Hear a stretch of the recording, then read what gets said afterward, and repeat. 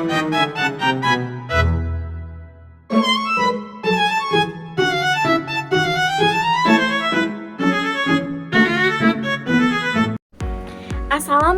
warahmatullahi wabarakatuh. Perkenalkan, nama saya Ade Maya, mahasiswa aktif Ilmu Pemerintahan kelas 2A dengan NPM 2416311800001. Di sini saya akan menyampaikan hasil analisis terhadap kasus pencurian sepeda motor oleh si X dengan menggunakan pendekatan 5 cabang utama filsafat, yaitu etika, epistemologi, estetika, filsafat politik, dan filsafat agama. Baik, langsung saja saya akan membahas mengenai satu persatu dari cabang utama ilmu filsafat tersebut. Yang pertama yaitu ada etika. Etika membahas nilai benar, salah, baik, dan buruk. Dalam kasus ini, si X mengetahui bahwa pencuri adalah perbuatan yang salah. Bahkan, ia sadar bahwa tindakannya itu bertentangan dengan hati nurani. Namun, karena tergiur dengan tampilan sepeda motornya, untuk keuntungan yang ia raih, ia tetap melakukan pencurian tersebut. Dari sudut pandang etika deontologis, seperti yang dijelaskan oleh Immanuel Kant, tindakan harus didasarkan pada kewajiban moral, bukan pada hasil atau manfaatnya. Karena itu, meskipun si X ini memperoleh keuntungan, perbuatannya itu tetap salah karena melanggar prinsip moral. Dari sudut pandang utilitarianisme, suatu tindakan dikatakan benar jika membawa manfaat terbesar bagi orang banyak. Dalam hal ini, tindakan si X justru merugikan pemilik motor dan masyarakat secara umum. Maka dari sisi ini pun tindakan si X tetap salah. Kesimpulannya yaitu tindakan X salah secara moral, baik dari prinsip kejiwaan maupun akibat. Ia mengabaikan norma sosial dan nilai kebaikan demi keuntungan pribadinya. Yang kedua yaitu epistemologi.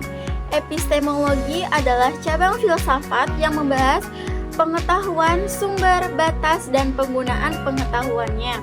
Dalam kasus ini, si X menggunakan penggunaan tekniknya untuk menghidupkan motor tanpa kunci kontak. Namun, pengetahuan itu digunakan untuk melakukan tindak kejahatan. Di sisi lain, si Y mengetahui penting kelengkapan surat motor seperti BPKB dan STNK.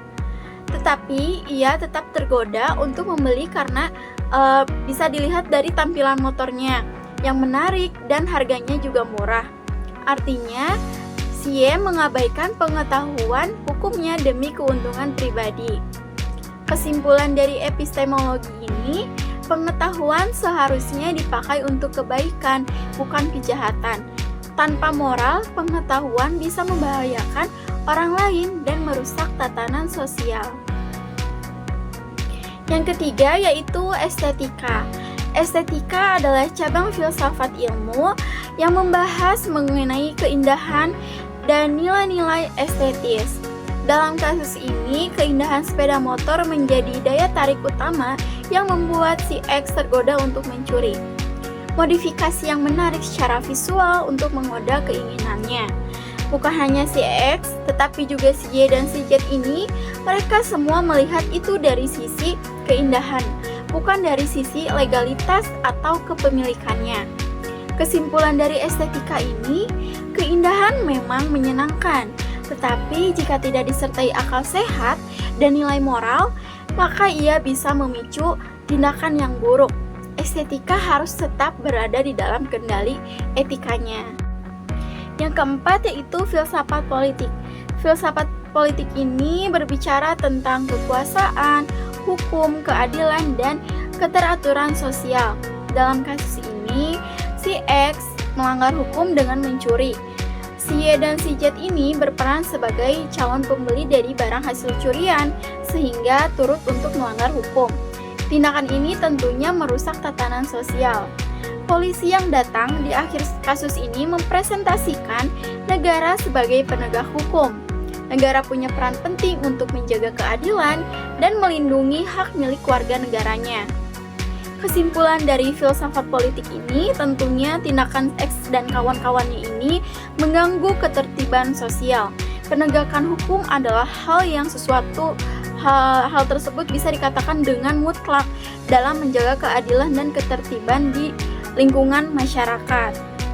Dan yang terakhir yaitu mengenai filsafat agama. Filsafat agama ini tentunya berkaitan dengan nilai-nilai keimanan, spiritualitas, dan hubungan manusia dengan Tuhan. Si X menyadari bahwa tindakannya itu salah secara hati nurani. Artinya, ia memiliki nilai spiritual, tapi kesadaran itu tidak membuatnya taat. Justru ia melawan hati nuraninya. Dalam ajaran agama manapun, mencuri adalah perbuatan yang dosa. Agama juga menekankan pentingnya tobat dan kejujuran. Maka tindakan X ini bukan hanya dari segi kriminal secara hukum saja, tapi juga secara iman. Dari kesimpulan filsafat agama ini, bahwa tindakan si X bertentangan dengan nilai-nilai keagamaan. Keimanan seharusnya menjadi kendali batin untuk menghindari dari perbuatan tercela. Baik, sebelum saya mengakhiri video ini, saya akan menjelaskan dan menyampaikan kesimpulannya terlebih dahulu.